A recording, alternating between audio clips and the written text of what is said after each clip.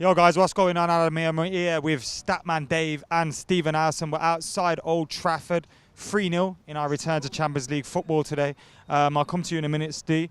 Dave, how you feeling after that? Very exciting. You know, Marouane Fellaini and Ashley Young, two key performers in today's game. I thought they're both wonderful. Marouane Fellaini as well, stepping off the bench and really controlling the game in an attacking sense. His runs forward are very vital for United to get forward, and you saw from his goalie, it was a classic Fellaini run to the back post. But there was other times in the game where he was making that break through, you know, obviously kind of grabbed a sort of an assist for the Rashford goal, playing it across, but he did that numerous times in the game, and I was just impressed by Marouane Fellaini. He did defensive cover as well. Yeah. A few times he broke up the play on the edge of our box. Yeah, well, there's a big one where Matic gave away the ball in our own half. You know, there was like a 3-on-2 or sort of a 4-on-3 in Basel's favour, and who was there? Marouane Fellaini to clean that up. I thought Matic played very well. I thought he kind of stepped up. You know, Paul Pogba going off, there needed to be a guy that was controlling the tempo, and it was, of course, Nemanja Matic. Fellaini playing this sort of box-to-box role. What was quite interesting, if you look at the pitch, is how Fellaini joined Lukaku up front, and Mkhitaryan sort of dropped a little bit deeper and tried to pick up the ball and go. Of course, there were some frustrating moments with Mkhitaryan, but I thought overall he didn't have the worst game in the world. He just missed two big chances. Some of his passing, as you mentioned, wasn't on point, but still I thought he was a threat and was taken down a few times when he was breaking on the counter. So it was positive for United. Definitely positive.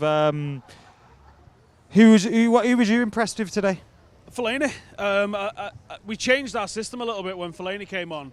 We was playing 4-2-3-1 with Pogba and Matic on that same line, and then once Fellaini came in, it suits him to be a bit further up the pitch, doesn't it? And we sort of dropped Mkhitaryan back to sort of play as a sort of a number 8 alongside Fellaini, and Matic was sort of at the base of the triangle of the three of them. And I thought we looked actually a little bit better in terms of shape once that happened. And Fellaini had a good performance. He put in an absolutely box-to-box performance, and there was quality in what he was doing as well. It wasn't just that he was running around and lifting people left, right and centre. He was actually making things happen with the ball at his feet. I thought Mkhitaryan was getting into some banging positions, but his final ball and final product wasn't really there today, was it? And I think he hit the post actually. Slowed the game down a lot. It was just one of them games, I think, for him. And if you're Basel, you're looking at what's going to hurt you. Boom. And I think Mkhitaryan's going to be one of them that, all right, ball. Basel got brushed. Yeah, man. I think it was just one of them games for him. I thought Lukaku was all right, wasn't amazing. Puts his goal away. That's literally what you want. I remember standing here talking to you about Falcao and saying I don't care how much he gets we're going to win the Champions League with him. Oh mate, I'm still miss you. I remember saying to you, like, I don't care about, because he was panicking, wanted Falcao, and he would try and do other stuff to try and make up for the fact that he wasn't getting on the score sheet and stuff. And I said, I don't care. I want my number 9 to just stand in the middle of the box and bang it in the back of the net. That's all you want to do, don't you? And what's Lukaku doing? His record this season's absolutely mint.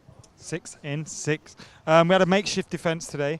Young, Smalling, Lindelof, Daley Blind. Happy with it? The performance? I think they were good. I thought Ashley Young was probably the best out of the 4. I thought he got forward well. He took his opposition on very well. Something that was Stephen Howson said in the pre-game stuff was he didn't really think Ashley Young was going to make a big impact, and he did. He stepped up, got his crosses into the box, and Howson in fact said 3 crosses that 3 would be the maximum. What did he say he was going to do? I think he was going to give me £20, and we look at the stats and there's 4 crosses in for Young, 1 assist, and he just played really well. But I want to talk about Victor Lindelof, who had some shaky moments defensively, but on the ball I thought he was 20 times better than what we've seen from Jones, Bay and Chris Smalling over the last few seasons. The composure on the ball is incredible.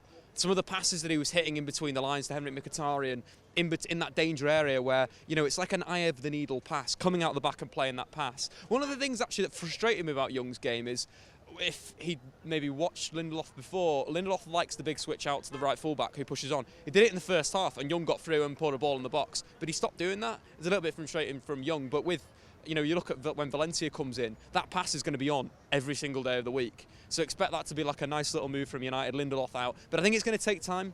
I think from wide areas he looked a little bit dodgy under the high ball. So it's going to be a development of a young defender, and I'm excited, very excited.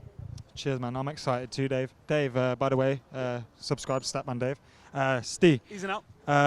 Paul Pogba. Leave it on a negative, unfortunately. I know we won 3-0 today. I don't want to leave it on a negative, but ultimately when Paul Pogba's available for a team and then not available for a team, that team ultimately is not going to be better. And we've got a tasty month coming up. He wouldn't have played against We've got Burton. 6 games in 16 days coming up. I think He wouldn't have played against Burton. I'm 99% sure he wouldn't have played against Burton, but he would have played against Everton. He would have played in the Champions League. He would have played against, is it Palace at the end of the month? Yeah, we got a lot of football at Pub. This month was hanging to start with, and what you wanted to do was get through it, still be top of the league, be pushing ahead, progressing in every single competition that we're going to be in this month, which we're going to be. But you don't want to be picking up players. I mean, if you pick up one to Lukaku, if you pick up one at centre half, is the depth there? Is the ability there? I think we need to see Ander Herrera brought back. Maybe Fellaini's kept his place. I mean, I wouldn't be shocked to see him keep his place. And, you know, with Everton coming, maybe that's a good thing. But I would rather Manchester United had Paul Pogba as an option rather than that he wasn't an option. And hamstring, like I said, it could be 2, could be 4, could be 6 weeks. It depends on the severity. The word is that he's left on crutches tonight. That's not really a good sign. That could be just take the pressure off. It could just be a precaution, but I don't think that's a good sign. He's fooling us all. He's fooling us all. He's going to start on Sunday. Let's leave it on a positive. Then we're going to win the Champions League. Yep. Are we going to what? We're going to what? What are we going to do? We're going to win it. What? We're going to do what now? We're going to win the Champions What League. did you say? I did not say that. I think they heard that as well. We're going to win our group, but beyond that, who the hell knows, man? Cheers, man.